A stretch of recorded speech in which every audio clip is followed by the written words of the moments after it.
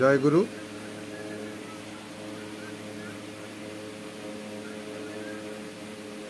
সমাধি চেতন আমাদের মেমোরি পাওয়ার বাড়াবার জন্য এক উন্নত রূপ। আপনারা জানেন, শ্রী শ্রী ঠাকুর তার যৌবনের অবস্থায় প্রায় সমাধিস্থ হতেন, কিন্তু সমাধিস্থ অবস্থায় শ্রী শ্রী ঠাকুর বিভিন্ন ভাষায় নানানভাবে কথা বলতেন।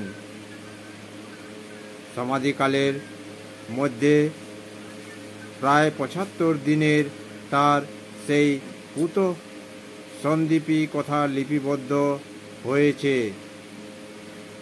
হেন এক সমাধিকালে শ্রী শ্রী ঠাকুর বলেছিলেন যে প্রখর তপন, সূর্যের ভিতরের যে অংশটা থাকে সেটি খুবই ঠান্ডা। আর ঠাকুরের এই কথা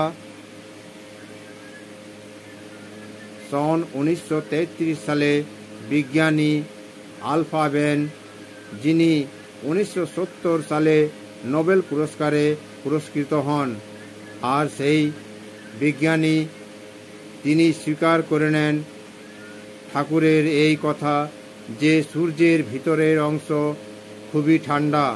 তাহলে দেখুন, ঠাকুর আমাদের সত্যি যা যা বলেছেন তা অক্ষরে অক্ষরে এক একটি কথা মিলে যাচ্ছে।